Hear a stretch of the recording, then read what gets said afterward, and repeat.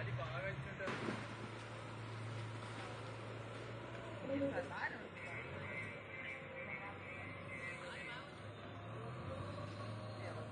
బావా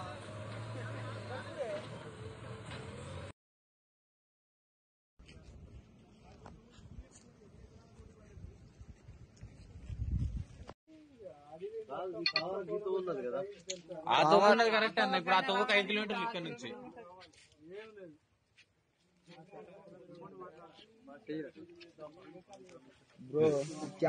క్యాబిన్ ఎరుగుతారా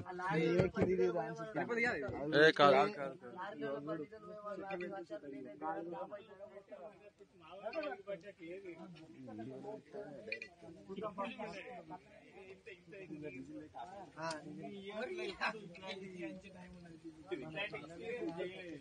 రెండు చెట్ల 3 చెట్ల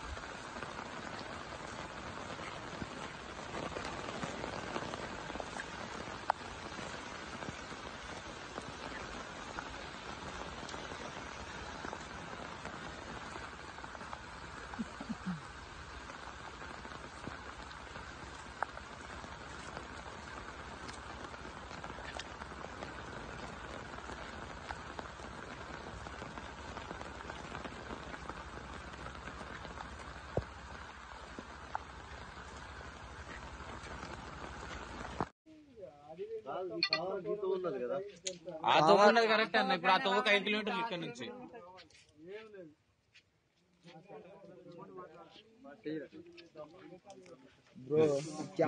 క్యాబిన్ ఎరుగుతారా కాదు.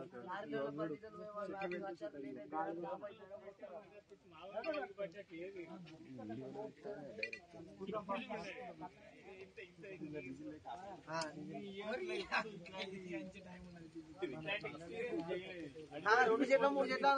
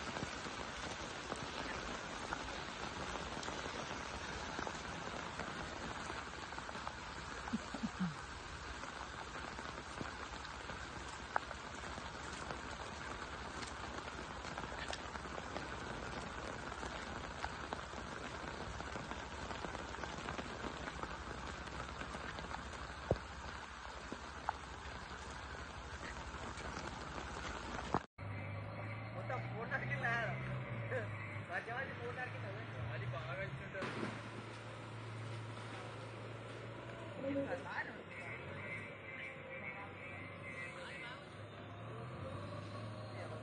బావా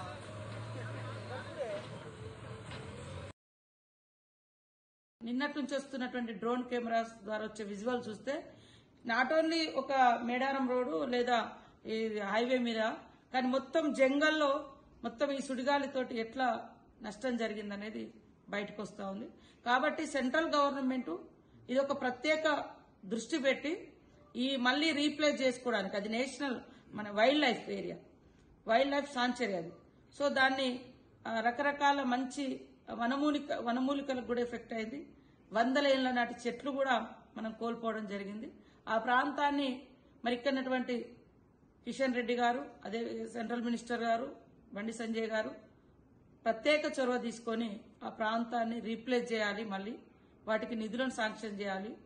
అదే కాకుండా దాని మీద ఒక పరిశోధన జరగాలని కోరుతా ఉన్నాం. ఇటు రాష్ట్ర ప్రభుత్వం నుంచి కూడా తప్పకుండా సీఎం గారి దృష్టికి నిన్న ఈ చెట్లు పడిపోయిన దృష్టి తీసుకెళ్లినాము. కానీ ఇంత అయిందనేది క్లియర్ గా పిక్చర్స్ మాకు డ్రోన్ కెమెరాల ద్వారా తెలిసింది. సో ఇది కనుక ఊర్ల మీదకి వచ్చుంటే దాని ఎఫెక్ట్ ఒక కొండపర్తి అనేటువంటి కొండపర్తి విలేజ్ మీద రావడంతో ఒక 5-10 ఇండ్లు డ్యామేజ్ అయితే వెంటనే నేను, కలెక్టర్ గారు, ఎస్పీ గారు, స్థానికంగా ఉన్నటువంటి మండల స్పెషల్ అధికారులు మేమందరం విజిట్ చేసి వాళ్లకు సపోర్ట్ చేసి కొంత ఆర్థిక సాయం, కొంత సాయం మేము అందుబాటులో ఉన్నంత మేరకు మేము అక్కడ లోకల్ గా నిన్న కూడా చేయించడం జరిగింది. ఇట్లాంటి నష్టం ఈ సుడిగాలి నిజంగా మేడారం మీద గనక వచ్చుంటే ఇవాళ ఆ ఊరు అసలు ఆనవాళ్లు కూడా ఉండేది కాదనేది ఇప్పుడు మాకు భయం వేస్తుంది. సో ఇలాంటి సుడిగాలులు ఏ ఏ ప్రాంతాల్లో వచ్చే అవకాశాలు ఉన్నాయో ముందస్తు కూడా పరిశోధన చేయాల్సిన అవసరం ఉంది. ఫారెస్ట్ శాఖ వారికి కూడా ఇది తెలియజేయడం జరిగింది. ముఖ్యంగా సెంట్రల్ గవర్నమెంట్ ఇది ఫారెస్ట్ శాఖ మీ పరిధిలో ఉంది, అదేవిధంగా వైల్డ్ లైఫ్ సాంచురీగా కూడా ఉంది ఏటునాగర్.